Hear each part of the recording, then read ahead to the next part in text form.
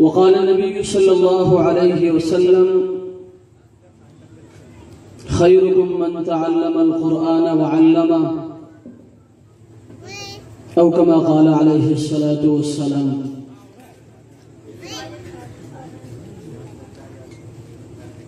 میرے نہایت ہی واجب الاحترام معزز اور مکرم علماء کرام اور محترم سامعین، الحمدللہ آج ہم ایک ایسی محفل اور پروگرام میں شرکت کی سعادت حاصل کر رہے ہیں جو ختم قرآن کے عنوان سے معنون ہے. یقیناً ہر ایسی مجالس اور محافل میں شرکت میرے لیے، آپ کے لیے، بلکہ سارے مسلمانوں کے لیے سعادت عظمی ہے، بہت بڑی سعادت ہے. دعا فرمائیں اللہ تبارک و تعالی جتنی ہماری عارضی زندگی باقی ہے ہمیں ہمیشہ ہر ایسی مجالس اور محافل میں شرکت کرنے کی توفیق عطا فرمائے. میرے دوستوں اور بزرگوں، میں سب سے پہلے یہ بات آپ کے سامنے عرض کروں کہ ان حضرات، ان بزرگوں کے سامنے یقیناً مجھے یہاں آنا اور بات کرنا میرے لیے حقیقت یہ ہے کہ امتحان سے کم نہیں، اور میں اپنے آپ کو اس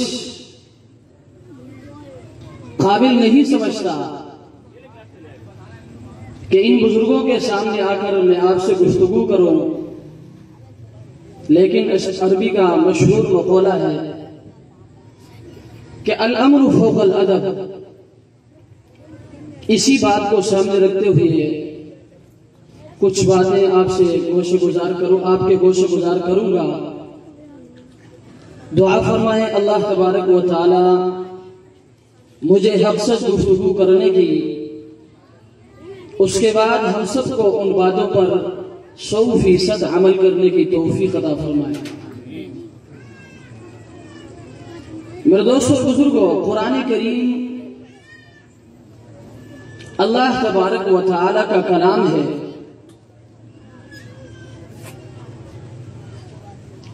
اور انسانوں کی ہدایت کے لیے اللہ تبارک و تعالی کا پیغام ہے.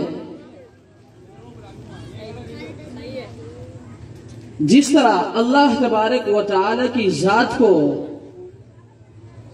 مخلوقات پر فضیلت حاصل ہے، بعینہ اللہ تبارک و تعالی کے اس کلام کو بھی دوسرے کلاموں پر فضیلت حاصل ہے. جس طرح عربی میں کہتے ہیں کہ کلام الملوکی ملوک الکلام، کہ بادشاہوں کا کلام وہ کلاموں کا بادشاہ ہوتا ہے.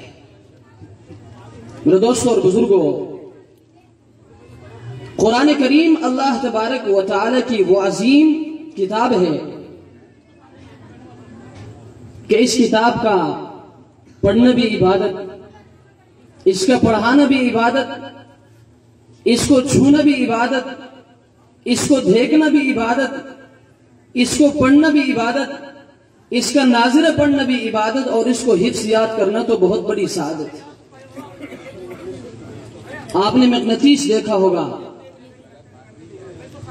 جو لوہے کو اپنی طرف کھینچتا ہے.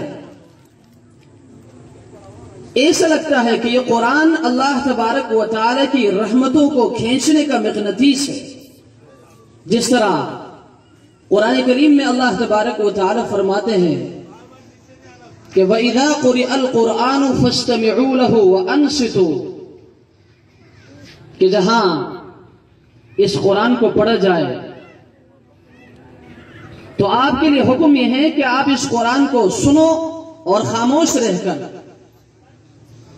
نتیجہ کیا نکلے گا، آپ کو فائدہ کیا ہوگا؟ آگے اللہ تبارک و تعالی فرماتے ہیں کہ لعلکم ترحمون، تاکہ آپ کے اوپر اللہ تبارک و تعالی کی رحمتوں کا نزول ہو۔ میرے دوستوں اور بزرگوں، اس سے پتہ چلتا ہے کہ جہاں قرآن پڑھا جاتا ہے، جہاں قرآن سنا جاتا ہے، جہاں قرآن سنایا جاتا ہے اور جہاں قرآن پڑھایا جاتا ہے، اس محفل میں اللہ تبارک و تعالی کی رحمتوں کا نزول ہوتا ہے۔ لیکن یاد رکھیں، اللہ تبارک و تعالی کی ان رحمتوں سے وہی شخص فائدہ اٹھائے گا جس کے سینے میں دل ہو۔ جس طرح قرآن کریم میں اللہ تبارک و تعالی فرماتے ہیں کہ ان فی ذلک لذکری لمن کان لہ قلب او القی السمع وهو شہید، کہ اس قرآن سے وہی شخص فائدہ اٹھا سکتا ہے جس کے سینے میں دل ہو، یا جو ہماتن گوش ہو کر کان دھرے۔ آپ کے ذہن میں سوال پیدا ہوگا کہ مولوی صاحب، اس سے تو یہ پتہ چلا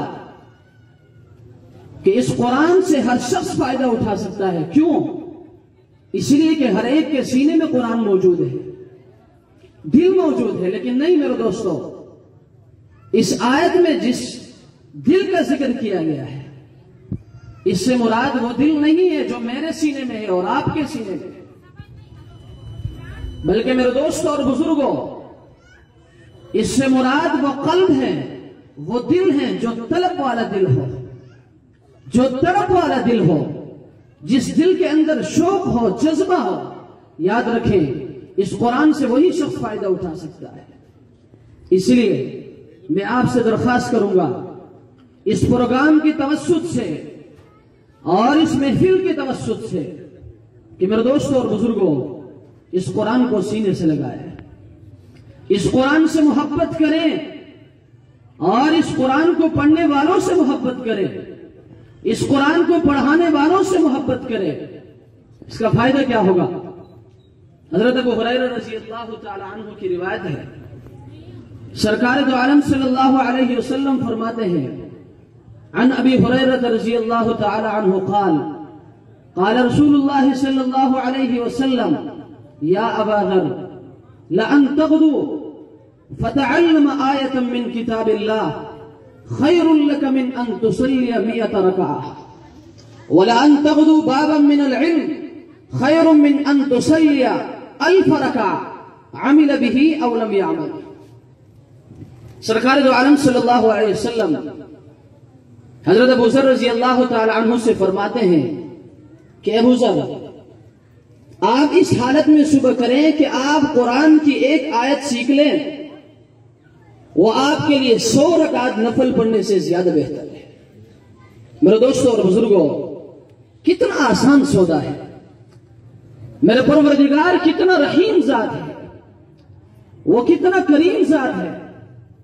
آپ اندازہ لگائیں کہ اگر انسان خشوع اور خضوع کے ساتھ نفل پڑھنا شروع کرے، یاد رکھیں پوری رات گزر جائے گی لیکن 100 رکعت نفل آپ نہیں پڑھ سکتے،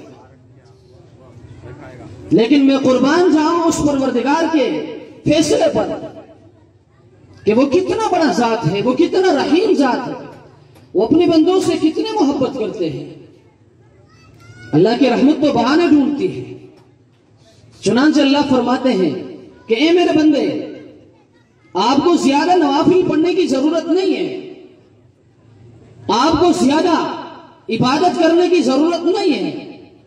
اب آپ اگر میرے قرب چاہتے ہو، آپ اگر میرے نزدیک ہونا چاہتے ہو، تو میرے اس کلام کو سینے سے لگاؤ، اس کی ایک آیت کو سیکھ لو، میں آپ کو 100 رکعت نفل پڑھنے سے زیادہ ثواب عطا کروں گا۔ میرے دوستوں اور بزرگوں، حضرات صحابہ کرام کو اللہ نے ویسے مقام نہیں دیا کہ قرآن کریم میں بارہا کہیں ان کے بارے میں فرماتے ہیں کہ اولئک هم الفائزون، کہیں فرماتے ہیں اولئک هم المفلحون، کہیں فرماتے ہیں کہ اولئک الذین امتحن اللہ قلوبهم للتقوی، کہیں فرماتے ہیں کہ رضی اللہ عنہم ورضوا عنہ۔ اللہ نے ایسے ہی مقام نہیں دیا، صحابہ کے اندر طلب تھی، صحابہ کے اندر تڑپ تھی. وہ صرف قرآن پڑھنے والے نہیں تھے. قرآن پڑھنے والے تو بہت سارے ہیں, ہم بھی پڑھتے ہیں. ہم بھی قرآن کو پڑھتے ہیں اور لوگوں کو پڑھاتے ہیں. ہم بھی سنتے ہیں اور اگلوں کو سناتے ہیں. لیکن نہیں میرے دوست, صحابہ صرف حافظ قرآن نہیں تھے. وہ صرف ناشر قرآن نہیں تھے. وہ صرف قاری قرآن نہیں تھے. وہ ناشر قرآن ہونے کے ساتھ, وہ حافظ قرآن ہونے کے ساتھ, وہ قاری قرآن ہونے کے ساتھ عاشق قرآن بھی تھے. جی ہاں, اس قرآن کو سینے سے لگاؤ. حضرات صحابہ کرام نے سرکار دو عالم صلی اللہ علیہ وسلم سے عرض کیا کہ اللہ کے رسول, آپ نے یہ تو ارشاد فرمایا کہ جو شخص قرآن کی ایک آیت سیکھے گا, اللہ تبارک و تعالی اس ایک آیت کے بدلے 100 رکعت نفل پڑھنے سے زیادہ ثواب عطا فرمائیں گے. آیا عمل کرنے کے بعد یا عمل سے پہلے؟ صحابہ ہر چیز پوچھتے تھے. اس لیے تو میں نے عرض کیا نا کہ صحابہ صرف قاری قرآن نہیں تھے, صرف عامل قرآن نہیں تھے, صرف ناشر قرآن نہیں تھے, صرف حافظ قرآن نہیں تھے. وہ ان سب کے ساتھ ساتھ عاشق قرآن بھی تھے. اللہ کے رسول سے عرض کیا کہ اللہ کے رسول, عمل کرنے کے بعد یا عمل سے پہلے؟ اللہ کے رسول نے فرمایا عمل به او لم يعمل, عمل کرے یا نہ کرے, اللہ تبارک و تعالی نے جن اجور کا وعدہ کیا ہے وہ آپ کو عطا فرمائیں گے. کیوں؟ اس لیے کہ قرآن کریم کا سیکھنا یہ الگ عبادت ہے اور اس پر عمل کرنا وہ الگ عبادت ہے. اس لیے میرے دوستوں اور بزرگوں, اس محفل کے توسط سے میں ہاتھ جوڑ کر آپ سے اپیل کرتا ہوں, میں ہاتھ جوڑ کر آپ سے درخواست کرتا ہوں کہ آپ ان صاحبان کا ساتھ دیں, آپ دل کھول کر ان کا ساتھ دیں. آپ کے بس میں یہ نہیں ہے کہ آپ مسجد میں بیٹھ کر قرآن پڑھائیں, آپ کے بس میں یہ نہیں ہے کہ آپ مدرسے میں بیٹھ کر قرآن پڑھائیں. ہاں, یہ بات ضرور آپ کے بس میں ہے کہ آپ ان کے ساتھ مالی تعاون کریں, آپ بھرپور طریقے سے ان کا ساتھ دیں اور آپ خود بھی اس قرآن کو سیکھنے کی کوشش کریں. میرے دوستو, میں آخری بات عرض کر کے اپنی تقریر ختم کروں گا کہ ہمارے اندر سب سے بڑی کمزوری یہ ہے کہ شروع میں تو ہم قرآن کو سیکھتے نہیں ہیں. جب عمر ہماری تھوڑی بڑی ہو جاتی ہے, ہم بڑے ہو جاتے ہیں, تو سب سے بڑی غلطی میرے دوستو, آج اس محفل کے توسط سے آپ مجھ سے یہ سبق لے لو, آپ اس کو اپنے سینے میں محفوظ کر لو اور اس پر عمل کرنے کی کوشش کر لو, نیت کر لو. میں سمجھوں گا کہ میں نے بات کرنے کا حق ادا کیا اور آپ نے سننے کا حق ادا کیا. جی ہاں, وہ کمزوری ہماری یہ ہے کہ جب ہم بڑے ہو جاتے ہیں, آپ سے کوئی قاری صاحب کہتا ہے کہ بھائی آپ مجھے آخری 10 سورتیں سنا دیں, تو اگلے شخص کا جواب یہ ہوتا ہے کہ قاری صاحب مجھے نہیں آتا, قاری صاحب میں نہیں پڑھ سکتا. بھئی آپ کیوں نہیں پڑھ سکتے؟ آپ نے سیکھا نہیں ہے. ان کا جواب یہ ہوتا ہے کہ مولوی صاحب بچپن میں نے وقت ضائع کیا, اب سیکھ نہیں سکتا ہوں, شرم آتا ہے. میرے دوستوں اور بزرگوں, میں آج اس محفل کے توسط سے صرف اتنی بات آپ سے عرض کرنا چاہتا ہوں کہ یہ جو شرم والی بات ہمارے دماغوں میں بیٹھی ہوئی ہے نا, اس کو نکال دیں. آپ صحابہ کی زندگی اٹھائیں کہ صحابہ کس عمر میں اس قرآن کو سیکھتے تھے. سرکار دو عالم صلی اللہ علیہ وسلم ایک مرتبہ گھر سے مسجد میں تشریف لائے, دیکھا کہ حضرات صحابہ کرام رضوان اللہ تعالی علیہ مجمعین قرآن سننے اور سنانے میں, سیکھنے اور سکھانے میں مصروف تھے. اور آپ اچھی طرح یہ بات جانتے ہیں کہ جن لوگوں کی عمریں بڑی ہو جاتی ہے تو قرآن کی تلفظ صحیح طریقے سے ان کی زبان پر ادا نہیں ہوتی. اور کچھ اس میں عجم بھی تھے, کچھ عرب تھے. اجمیوں کی زبان پر تو عربی کے تلفظ ویسے ہی مشکل ہو جاتے ہیں. سرکار دو عالم صلی اللہ علیہ وسلم مسجد میں تشریف لائے تو دیکھا کہ کچھ صحابہ اچھی طرح سے قرآن پڑھ رہے تھے, اور کچھ کے زبان پر قرآن کے تلفظ کے آیات صحیح نہیں آ رہے تھے. سرکار دو عالم صلی اللہ علیہ وسلم نے دیکھا تو فرمایا اقرؤوا فکل حسن، پڑھو تم سب ٹھیک پڑھتے ہو، پڑھنے کی کوشش کرو، سیکھنے کی کوشش کرو. جی ہاں میرے دوستو، اس سے بھی عجیب بات میں آپ کے سامنے عرض کروں. حضرت عبد الرحمن بن عوف رضی اللہ تعالی عنہ کون تھے؟ آپ میں سے ہر شخص جانتا ہے، عشرہ مبشرہ میں سے افضل هذه الامہ، جن کے بارے میں کہا جاتا ہے کہ وہ 10 صحابہ کرام جن کے لیے دنیا میں ہی اللہ کے رسول نے جنت کی خوشخبری سنائی تھی، وہ اس امت کے سب سے افضل ترین لوگوں میں سے. یہی عبد الرحمن بن عوف بھی انہی صحابہ میں سے. آپ کو پتا ہے یہ قرآن کس سے پڑھتے تھے؟ حضرت عبداللہ ابن عباس رضی اللہ تعالی عنہ سے. اور عبداللہ ابن عباس کون تھا؟ سرکار دو عالم صلی اللہ علیہ وسلم کے وفات کے وقت، آپ کے رحلت کے وقت ان کی عمر تقریباً 10 سال تھی. گویا کہ ایک بڑے عمر کے صحابی 10 سال کے بچے سے قرآن سیکھ رہا ہے. میرے دوستوں، اس کی وجہ کیا ہے؟ یہ ایسا کیوں تھا؟ اس کی وجہ یہ ہے کہ صحابہ عاشق قرآن تھی. جی ہاں، ان کے دل میں طلب تھی، ان کے دل میں شوق تھا، ان کے دلوں میں جذبے تھے، اس لیے انہوں نے اس قرآن کو سینے سے لگایا تھا. جی ہاں، یاد رکھیں، جن لوگوں نے اس قرآن کو سینے سے لگایا نا، اللہ نے ان کو وہ مقام دیا جس کا ہم تصور بھی نہیں کر سکتے. حضرت عمر رضی اللہ تعالیٰ عنہ ایک مرتبہ جب آپ امیر المؤمنین بنے تھے، ایک لشکر کو لے کر ایک پہاڑی سے آ رہے تھے، تو پہاڑی کے بالکل بیچ میں آ کر آپ رک گئے. آپ چونکہ امیر المؤمنین تھے، آپ کی وجہ سے پیچھے کا جتنا بھی لشکر تھا وہ سب رک گئے، اور عرب اور وہاں کی گرمی، سارے لشکر والے پسینے سے شرابور پریشان ہو گئے. ساتھ جو صحابی کھڑے تھے انہوں نے حضرت عمر رضی اللہ، میرے دوستو اس بات کو غور سے سنیں، میں عرض یہ کرنا چاہتا ہوں کہ جن لوگوں نے اس قرآن سے محبت کی نا، جنہوں نے اس قرآن کو سینے سے لگایا نا، اللہ نے وہ مقام دیا جس کا ہم تصور بھی نہیں کر سکتے. جی ہاں، حضرت عمر رضی اللہ تعالیٰ عنہ رک گئے. اس صحابی نے پوچھا، امیر المؤمنین آپ کیوں رک گئے؟ پیچھے سارے لشکر پریشان ہیں گرمی کی وجہ سے. تو حضرت عمر رضی اللہ تعالیٰ عنہ نے بڑا عجیب جواب دیا. آپ رضی اللہ تعالیٰ عنہ نے فرمایا اس صحابی سے، میرے رکنے کی وجہ یہ ہے کہ جب میں چھوٹا تھا، میرا باپ خطاب مجھے اونٹ چرانے کے لیے اس پہاڑی کے دامن میں بھیجا کرتے تھے، اور مجھے اونٹ چرانے کا سلیقہ نہیں آتا تھا. اونٹوں کو یہاں چراتا تھا لیکن شام کو خالی پیٹ واپس گھر لے جایا کرتا تھا. جب اونٹوں کو خالی پیٹ واپس گھر لے جایا کرتا تھا تو میرا باپ خطاب مجھ سے غصے کی حالت میں یہ فرمایا کرتے تھے کہ عمر، تو کیا کامیاب کی زندگی گزارے گا، تجھے تو اونٹ چرانے کا سلیقہ نہیں آتا. میرے دوستو، لیکن اس عمر نے جب اس قرآن کو سینے سے لگایا، حضرت عمر فرماتے ہیں کہ جب میں نے اس قرآن کو سینے سے لگایا تو اللہ نے اسی عمر کو امیر المؤمنین بنا دیا.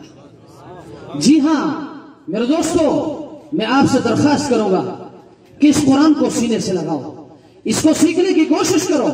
خود اگر آپ نے نہیں سیکھا ہے آج تک، تو آج اس پروگرام کے بعد آپ یہ عزم مصمم کر لو کہ کچھ بھی ہو جائے، میرے دماغ میں جو شرم والی بات بیٹھی ہے نا، اس کو نکال دوں گا اور اس قرآن کو سینے سے لگاؤں گا اور اس کو سیکھ جاؤں گا. جی ہاں، آپ اس قرآن کو سیکھیں گے تو آپ کو ملے گا کیا؟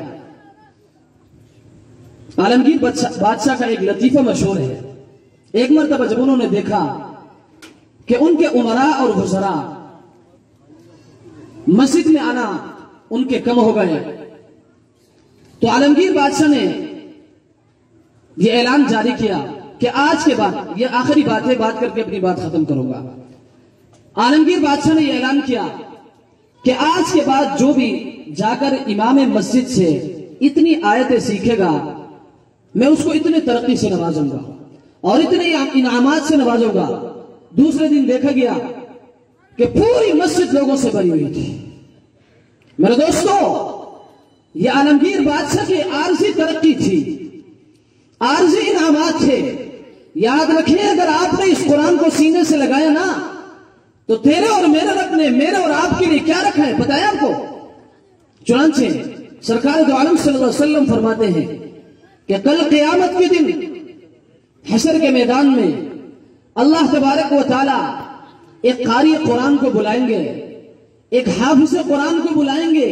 میرے دوستو یہ بات بھی اپنے ذہن میں رکھیں کہ اس سے مراد صرف وہ قاری قرآن نہیں جو حافظ ہو یا جو عالم ہو, نہیں, بلکہ ہر وہ شخص ہے جو قرآن سے محبت کرتا ہے, جو قرآن کو سینے سے لگاتا ہے, جو قرآن کی تلاوت کرتا ہے. قیامت کے دن حشر کے میدان میں اللہ تبارک و تعالی اس قاری قرآن کو, اس حافظ قرآن کو, اس ناشر قرآن کو, اس عالم قرآن کو, اس عاشق قرآن کو بلا کر فرمائیں گے اقرا, اے میرے بندے پڑھتا جا, ورتقی اور چھڑتا جا, ورتل اور آہستہ آہستہ پڑھتا جا, کما کنت ترتل فی الدنیا, جیسے آپ دنیا میں اس قرآن کو آہستہ آہستہ پڑھا کرتے تھے. فإن منزلك عند آخر آیت تقرؤها, تمہارا منزل اور تمہارا مقام وہ ہوگا جہاں آپ قرآن کے آخری آیت تک پہنچیں گے. اس لیے میرے دوستو یہ کوئی چھوٹی موٹی بات نہیں ہے کہ قرآن کا حافظ بننا, قرآن کا عالم بننا, قرآن کا قاری بننا, یہ اللہ تبارک و تعالی کی طرف سے بہت بڑی سعادت ہے.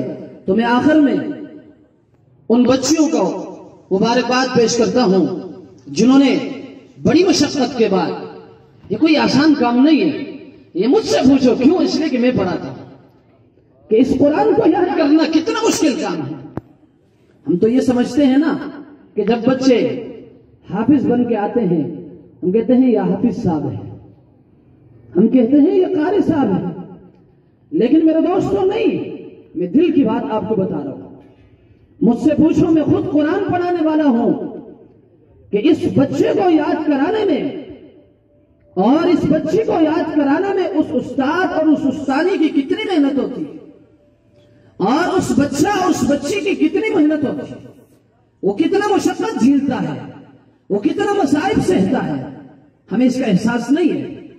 تو میں ان کو مبارکباد پیش کرتا ہوں کہ انہوں نے اللہ کے اس عظیم کلام کو بڑی محنت کے بعد اور بڑی مشقت کے بعد اپنے سینے میں محفوظ کر لیا.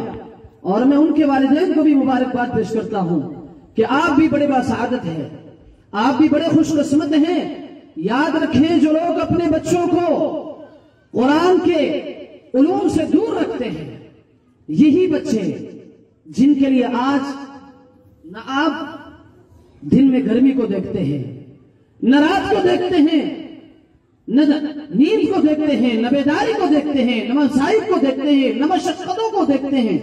ہر طرح کے تکالیف سہنے کے بعد آپ دنیا کے سہولیات ان بچوں کو میسر کرتے ہیں.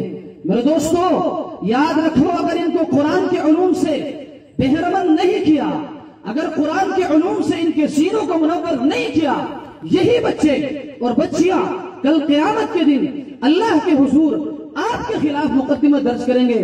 چنانچہ حضرت پیر ذوالفقار احمد نقشبندی اپنے خطبات میں لکھتے ہیں کہ یہی بچے اور یہی بچیاں کل قیامت کے دن جن کو آپ نے قرآن کے علوم سے دور رکھا, قرآن کی تعلیمات سے دور رکھا, اللہ کے حضور عرض کریں گے یا اللہ ہماری تو غلطی نہیں ہے, ہم نے کیا کیا, ربنا انا اطعنا سادتنا وکبراءنا فاضلونا السبیل, یا اللہ ہم تو اپنے بڑوں کے پیچھے چلے, انہوں نے ہمیں قرآن نہیں سکھایا, قرآن کی تعلیمات سے دور رکھا. ربنا انا اطعنا سادتنا وكبراءنا فاضلونا السبيل ربنا آتهم ضعفين من العذاب, یا اللہ ان کو دوگنا عذاب دے, والعنهم لعنا كبيرا, یا اللہ ان پر لعنت کی بارش برس. میرے دوستو یاد رکھو یہ بڑی خطرناک بات ہے. جن بچوں کے لیے آج آپ ہر طرح کے مسائل سہنے کے لیے تیار ہیں, مشقت برداشت کرنے کے لیے تیار ہیں, آج اگر ان کے سینوں کو قرآن کے علوم سے بہرمند نہیں کیا، قرآن کے علوم سے ان کے سینوں کو منور نہیں کیا، کل یہی بچے اللہ کے حضور آپ کے خلاف مقدمہ درج کریں گے۔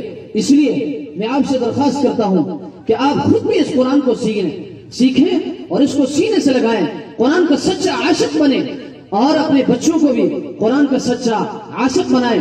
دعا فرمائیں اللہ تبارک و تعالی جتنی باتیں کہیں اور سنی گئی ان باتوں پر ہمیں عمل کرنے کی توفیق عطا فرمائے۔ وآخر دعوانا ان الحمد للہ رب العالمین۔